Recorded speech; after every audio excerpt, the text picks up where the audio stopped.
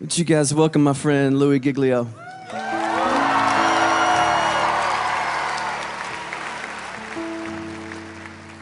You guys can have a seat. Thank you so much. Man, what a great confession. We're calling this, I think you knew this already, the How Great Is Our God Tour.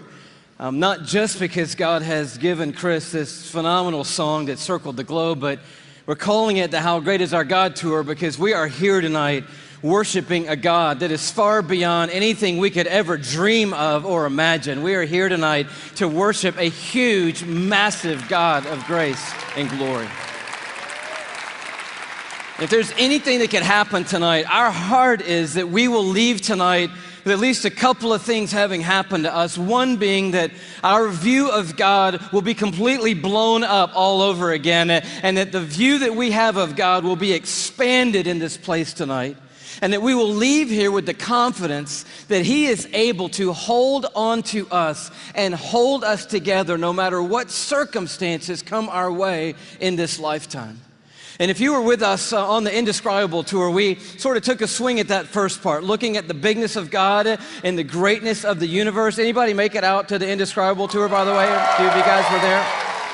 The story of it in a nutshell was that the heavens are telling the glory of God. Their expanse declares the work of His hands. In other words, all you have to do is look up and you see the size of the God that we're worshiping tonight. We ended that, just a little review, with this galaxy right here, the Whirlpool Galaxy. You're like, man alive, we're talking about astronomy at a Christian worship service. Why not? The God that we're worshiping tonight is the one who created that right there. It's called the darling of astronomy. The reason why is it's sitting completely perpendicular to us on Earth, and when we look up at it, we get this beautiful view. But check this out. The Whirlpool Galaxy is 31 million light years away from where you're sitting right now.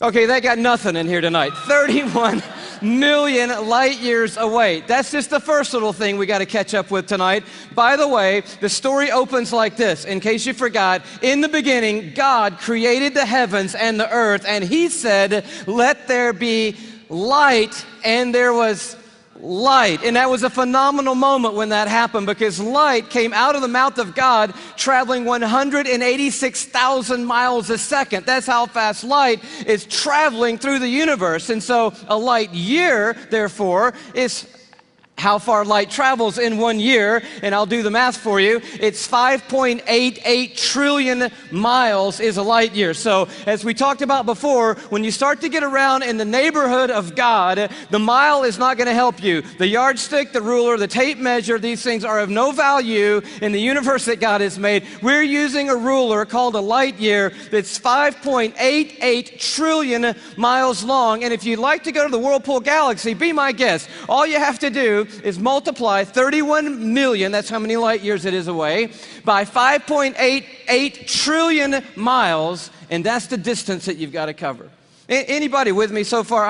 I'm wondering, are there any science lovers here tonight? Because we're going to have a little scientific content tonight, and I need to know if anybody's going to be with me so far. So you do the math, or you could look at it a different way. You just have to travel 186,000 miles a second for 31 million years, and voila, you will arrive at the Whirlpool Galaxy.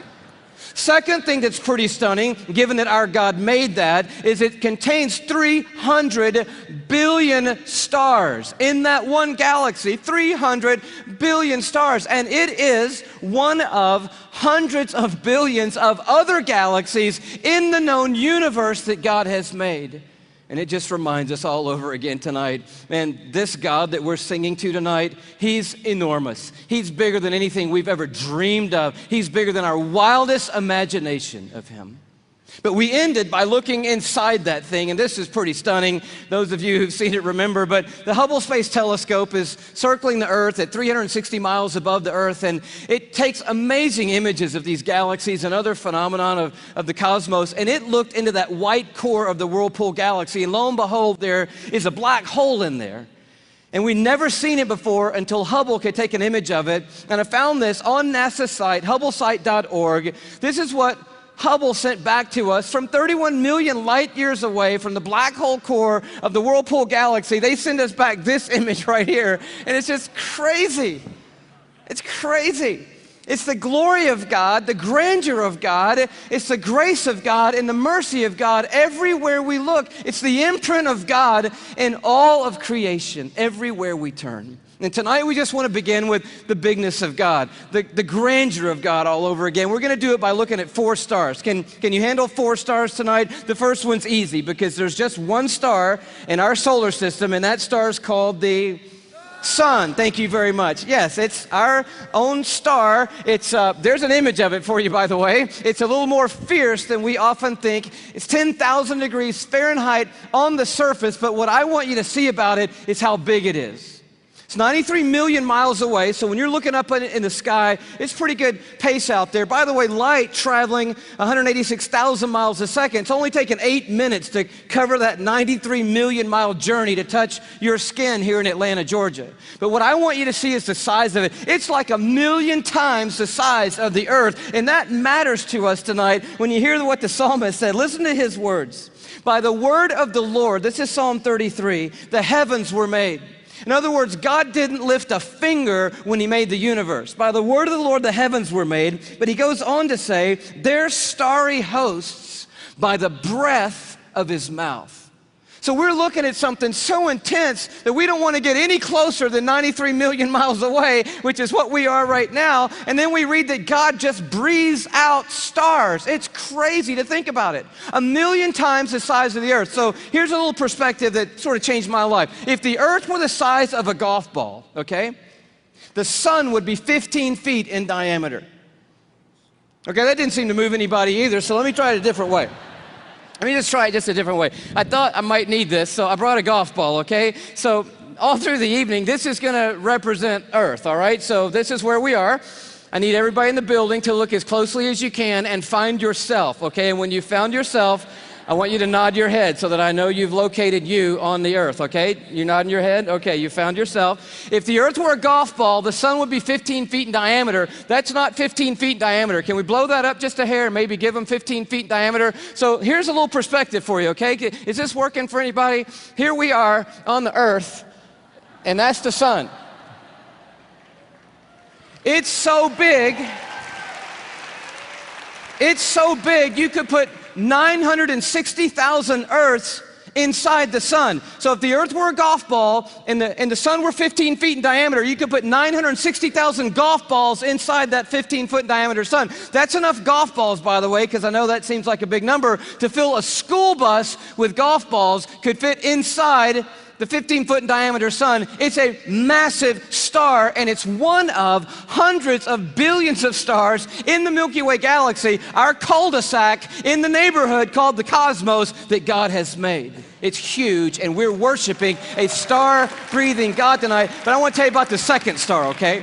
Because the second star absolutely wrecked my life. I heard about it when I was a high school student here in Atlanta. One of our youth leaders did a talk, and he mentioned this star. I didn't know how to talk to God for about 2 months after I heard about this star. It's called Betelgeuse or Betelgeuse. You can pick your pronunciation. I'm obviously going with Betelgeuse, and Betelgeuse is incredible. Here it is in the night sky. I know it doesn't look incredibly ferocious, but it's 427 light years away. So that's 427 times 5.88 trillion miles away from us right now. Draw it in a little closer with the Hubble Space Telescope, and you can start to get a little bit of the feeling of its intensity. But this is the crazy thing about Betelgeuse. Are you ready for this? Betelgeuse is twice the size. Are you ready? You think I'm going to say twice the size of the sun? Oh no, it's twice the size of the Earth's orbit around the sun, Betelgeuse is. It's crazy. If the earth were a golf ball, Betelgeuse would be the height of 6 Empire State Buildings on top of each other. Now, come on, have you seen the Empire State Building? I mean, maybe what you're gonna need to do is gather the family, get a golf ball, get some plane tickets, and fly up to New York. And you're gonna go into Midtown, you're gonna take your golf ball and put it on the sidewalk outside the Empire State Building. Don't worry about people thinking you're crazy. They're not even going to notice you in New York. You're going to go across the street. You're going to look up at the Empire State Building and imagine 5 more Empire State Buildings on top of the Empire State Building. That's Betelgeuse, and that's the Earth, and somewhere you're on it.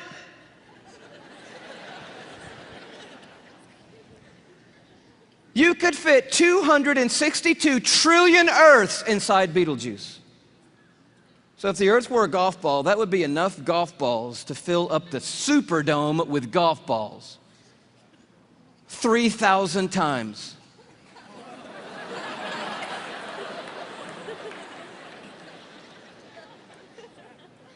When I heard that as a teenager, that stumped me right there. Because most of my praying had been advising God, correcting God, suggesting things to God, drawing diagrams for God, reviewing things with God, counseling God. The third star, can you go a little bit bigger with me? The third star is called Musifi.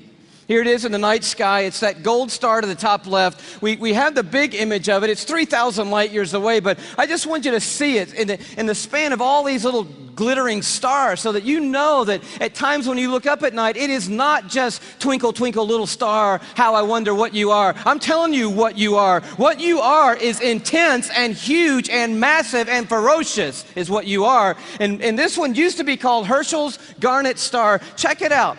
If the Earth were a golf ball, Musifi would be the width of 2 Golden Gate bridges end to end. Apparently, you're going to need to go from New York to the West Coast. Go to San Francisco with your family and your golf ball. Place your golf ball at the beginning of the Golden Gate Bridge. Go across the bay into Oakland to a high place where you can see the entire Golden Gate Bridge. Another second Golden Gate Bridge will be in your imagination. Span all the way back the 2 Golden Gate Bridges to the very beginning and find your golf ball over there. That's the Earth, and somewhere you're on it. One of the stars in the Milky Way galaxy. It's so big you could fit 2.7 quadrillion Earths inside this one star. Thank you so much. Where have you been all night? Now, quadrillion we have not talked about, and I need to explain this just briefly because I don't know about you, but I do not understand the national debt or any numbers bigger than about $875.28. I get that number. Go bigger than that, I don't know. But you need to understand a quadrillion, okay? Because this star is crazy big. A quadrillion, let's do it this way. Everybody knows a million, right? How many of you know what a million is? You can kind of get your head around a million. Everybody? All right. You know that a billion's 1,000 million, and a trillion is 1,000 billion, and a quadrillion is 1,000 trillion, right? Everybody knew that? Here's the perspective. This changed my life, right? A million seconds ago, 12 days ago. Isn't that cool? See, that saves you doing that on your little calculator at home, which I dare you to try to do when you get home tonight. But a billion seconds ago, you're thinking, oh my goodness, if it's 12 days ago, I'm going all the way back to like September with you, Louie. This must be crazy, right? How about May 1975 is a billion seconds ago? You're like, whoa, that's a little bit bigger than a million. Oh yeah. A trillion seconds ago, you're like, I'm on the 1800s. No. Christopher Columbus? No. 29,700 BC is a trillion seconds ago. A quadrillion seconds ago, 30,800,000 years ago is a quadrillion seconds ago. We're talking about a really large number, and Musifi is so big, you could put 2.7 quadrillion Earths inside this one star. But it is not even the biggest star we have found. I love science, and science has just brought us the largest star they found. It's called, are you ready for this? Canis Majoris. Now, I'm no linguist, but that's a cool name for the biggest star we've found so far. I think that means the big dog star, and that's exactly what it is. I bring it to you as a little bitty purple, glow just to the right of center there. But Canis Majoris, oh wow. If the Earth were a golf ball, Canis Majoris would be the height of Mount Everest.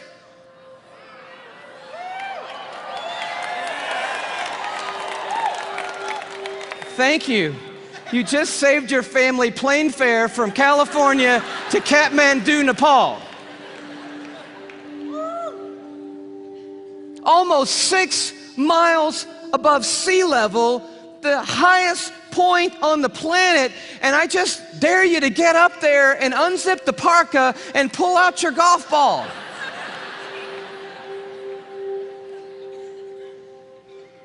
You could fit 7 quadrillion Earths inside Canis Majoris. That's enough Earths, if the Earth were a golf ball, to cover the entire state of Texas in golf balls, 22 inches deep. You see the one you're on?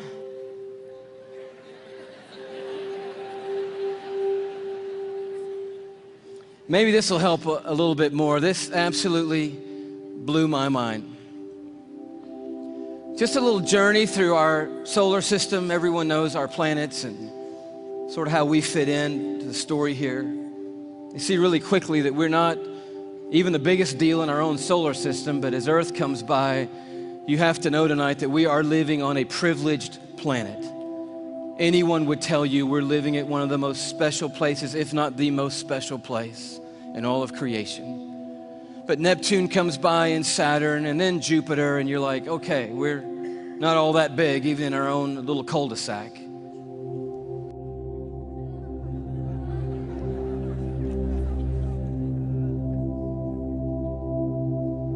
I just noticed the blue dot fading away is not the Earth. That's Neptune. The Earth has gotten too small to see anymore. Sirius comes by. Little plug for satellite radio. Not the biggest star, but the brightest star that we have found so far. Pollux, which we didn't mention. Arcturus. Such a beautifully named one, Regal. But then the one that messed me up.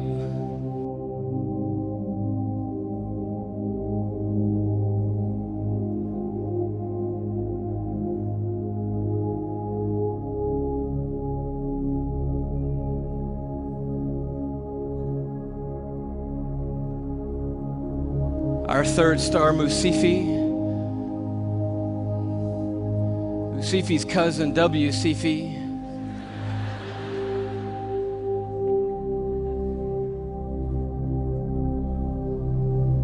Canis Majoris.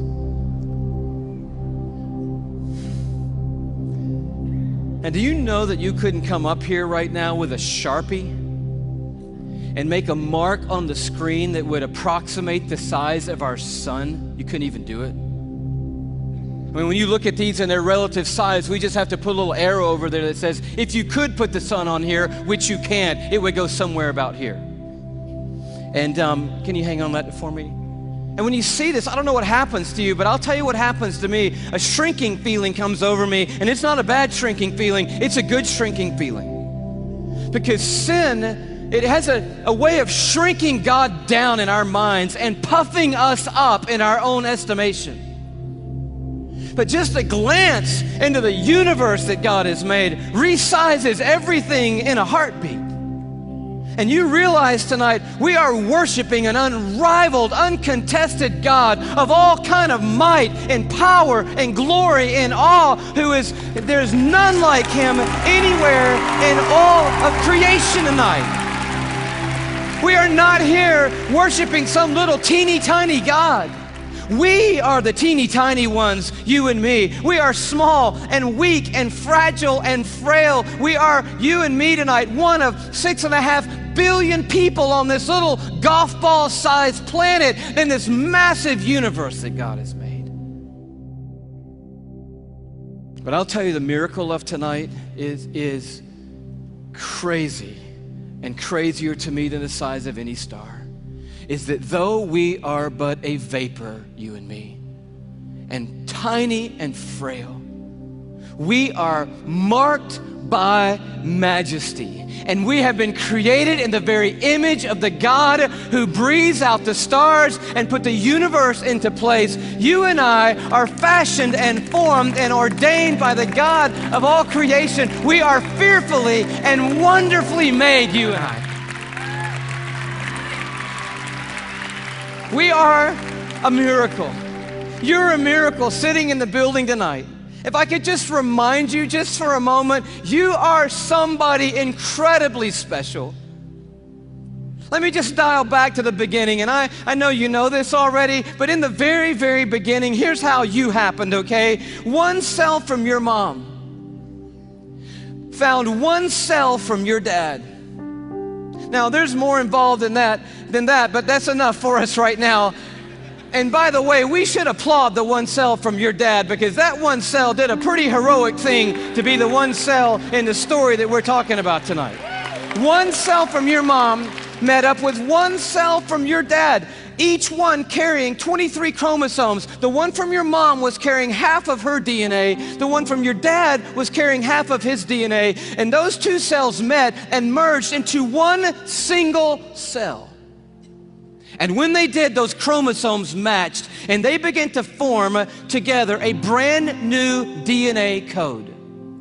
Using 4 characters, 4 nucleotides, they begin to write out what we have now discovered is the 3 billion character description of who you are, written in the language of God. They wrote out your DNA, your human genome of 3 billion characters made up of those 4 simple nucleotides. And when they did, they described who God had ordained you to be. In that one little simple cell. Scientists say if you took the DNA out of that one little cell and stretched it out, that DNA would be 6 feet long, 3 billion characters stretched out to 6 feet long. So amazing that if I were to read your DNA, reading 1 character per second, night and day, it would take me 96 years just to read the description of you. And when they formed together, they wrote out and painted a picture which had never been written before in the history of humankind. And then that cell did the unthinkable. It set out to build that model from one cell. I'm telling you, you are a miracle sitting in this building tonight. And you have come a long, long way. I mean, here you are. This may not be in the family photo album, but here you are at 3 days old. 16 cells of you. You say, what in the world is that? It's a 16-cell human embryo on the tip of a safety pin at incredible magnification. So by now, that one cell had turned into 16 cells on its way to making the 75 trillion cells that make up your body tonight. Every one of those 75 trillion cells containing that 6 feet of the 3 billion character DNA code that's you. There's so much DNA in your body, by the way. If you stretched it all end to end, there'd be enough DNA to go to the moon and back inside your body. 178,000 times. That's how amazing God has made you to be. 75 trillion cells in your body. And when I told you that, 50,000 of those cells died and were replaced by brand new cells when I told you that. And then just now, 50,000 more cells died and were replaced by brand new cells. It's happening every 3 seconds, day and night, all the days of your existence. And you wonder why you're tired all the time. I'll tell you, you're doing some amazing stuff night and day. We're miracles, you and me. I love the way Augustine said it, one of the great fathers of the church and of the faith. He just nailed it when he said it like this. Men go abroad to wonder at the height of mountains, the huge waves of the sea, the long course of rivers, the vast compass of the ocean, the circular motion of the stars. But they pass by themselves and they don't even notice. In the womb, miracles happening every moment. Here you are at 5 months in the womb. You remember those days? Those were the good old days. And just miracles happening every second. Let me tell you about one. 1 million optic nerve endings left the optic nerve center of your brain in the womb, headed for 1 million optic nerves that had left your eye. And they had to meet and match their exact partner, 1 million looking for 1 million. And when they found their exact partner out of 1 million and matched up together, in that instant you had sight. And anyone would tell you that to this moment, the most technologically advanced thing on planet Earth is your eye. Oh, but it didn't do you any good, because when that moment happened, you just had one piece of skin completely covering your eyeball. But as I read in one textbook, miraculously and mysteriously at about the 6th month, a little cutting device appeared, and it cut perfectly that piece of skin. And you had eyelids for the very first time in your mother's womb. You are fearfully and wonderfully made. And the God of the heavens is the one who fashioned you together. And He knows your name tonight. And He knows every single thing there is to know about you. And He's made you a promise that for those who trust in Him, He will literally hold them in His hand and carry them all the days of their life. This Psalm 33 that talks about a star-breathing God turns an interesting corner. It says, "For He spoke and it came to be. He commanded and it stood fast." That's power and awe. But now it gets very personal. From heaven, the Lord looks down and sees all mankind. From His dwelling place, He watches all who live on earth. He who forms the hearts of them all and is intimately acquainted with everything they do. And then He goes even further. And He says, "The eyes of the Lord are on those who fear Him, on those who hope in His unfailing love." And here comes this promise: to deliver them from death and to keep them alive in famine.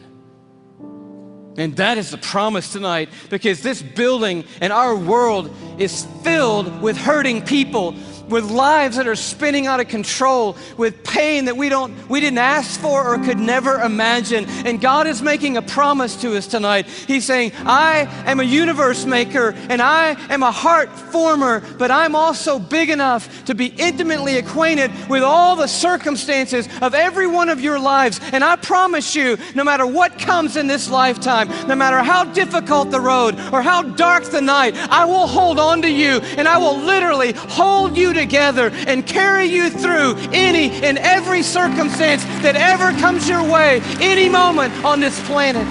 It's the promise of God.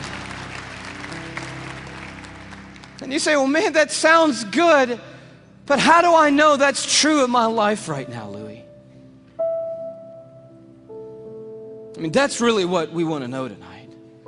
And I'll tell you how you can know tonight that God will always hold you together no matter what. It's by looking a little deeper into the human body, and it's a little protein molecule called laminin. Yeah, that's about what I felt the first time I heard that. Long story short, the tour was winding down last time around. We were in Tyler, Texas. The night was over. A guy walks up to me. I wish I could tell you the whole story. It was so of God. Introduces himself to me, says, "How are you doing? I just wanted to say hello." I said, "It's nice to meet you." He says, "You guys winding the tour down? Where are you going to go from here?" I said, "Well, I'm on my way back home to Atlanta, Georgia." He said, "Well, what's next for you?" I said, "I'm going to be preaching the next 2 Sundays for my pastor back in Atlanta." He said, "Oh, cool. What are you preaching on?" I said, "Well, the series is on the glory of God in the human body." He said, "That's really amazing. I'm a molecular biologist at the university down the road. Give me your talk." And I was like, oh, wow, I wasn't quite yet ready to unload the talk for a molecular biologist. So I kind of stumbled through what I had, and he's kind of being kind and gracious and like, that's good. And then he says, "Well, what's your big left hook? You got to have a left hook, a big finish, right?" I said, "I don't have a left hook yet." He said, "Oh, Louie, oh man, your left hook is laminin. And I'm totally blank on laminin. He goes, Louie, it's a cell adhesion molecule. Protein molecule? Do you know about proteins? I'm like, no. He said, Louie, cells organize into certain molecular structures, and that determines what protein there are. There are between 10 and 60,000 proteins in the human body. We don't even know how many proteins are in the human body, but one of them is a cell adhesion molecule. It's organized into this certain structure, and that tells the cell what its job is in the body. And this one is a cell adhesion molecule. And I'm like, all right. He said, no, Louie, it's like the rebar of the human body. The steel they put in the concrete when they lay the foundations of things, it's that stuff. It's holding your membranes together. It's the glue of the human body, Louie. It's laminin. You got to tell them about laminin. And I'm like, I promise you, I'm going home and tell them about laminin. And I'm sure when I do, revival is going to sweep across the church and probably around the world when I tell them.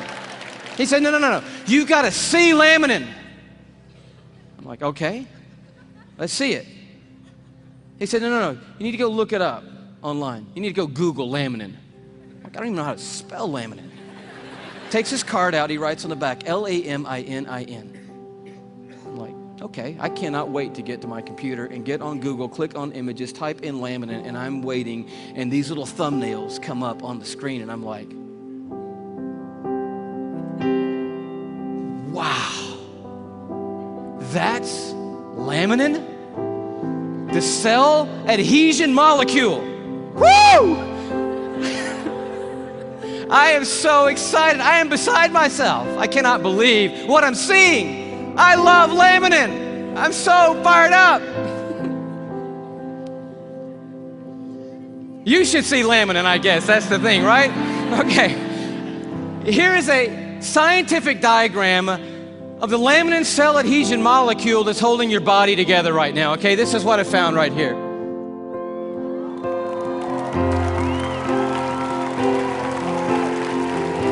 No, come on, that's crazy. That's just crazy. I just can't believe it. I emailed that guy back so fast, I'm like, wow, what in the world? He said, you want to see an actual laminin molecule? I'm like, oh no, man, the diagram was cool for me. I'm happy with that. Don't bother sending anything else. I'm like, yes! And he sends me this image, an electron microscopic image of an actual laminin protein molecule. It looks just like this.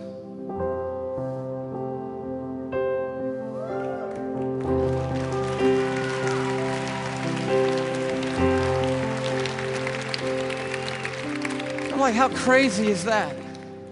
That the stuff that holds our bodies together, that's holding the lining of your organs together, holding your skin on, is in the perfect shape of the cross of our Lord Jesus Christ. And immediately I'm thinking about the words of Paul in Colossians 1. You know this beautiful passage where Paul's talking about the supremacy of Christ and the sufficiency of Christ. He says, for by him, talking about Jesus Christ, all things have been created, things in heaven and things on earth. All things were created by Jesus and for Jesus. But then the next verse goes on to say this, it's crazy. And he, Jesus, is before all things, and in him, that is in Jesus Christ, all things hold together. It's right there. I'm like, of course they do. Of course they do. Everything holds together in Jesus Christ. And he goes on at the end of this paragraph, and he just tells the story of grace. He says, for God was pleased to have all his fullness dwell in Christ, and through Christ to reconcile to himself all things by making peace through his blood shed on a cross. So you're at the toughest place in your life. How can you know that God is going to hold you together and bring you through? You know, because there is a cross standing over history, and it is looming over this building tonight.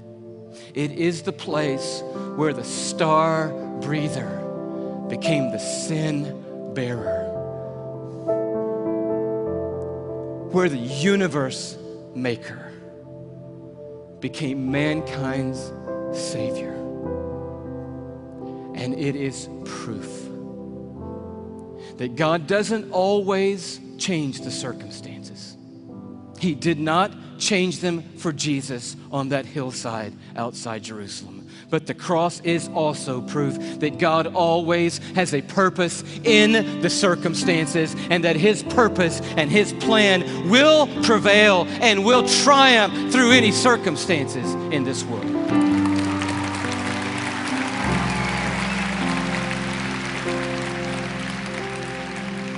So we just close with this question.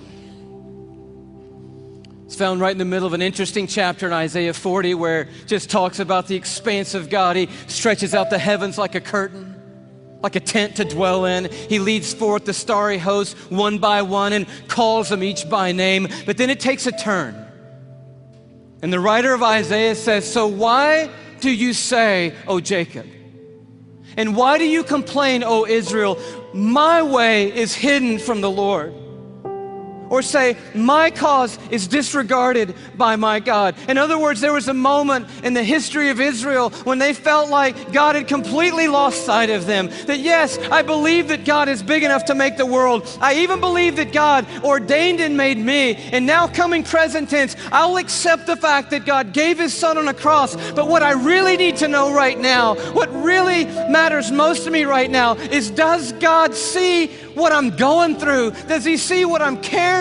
Does He know that I can't take one more step or one more day? Does He care? And can He do something?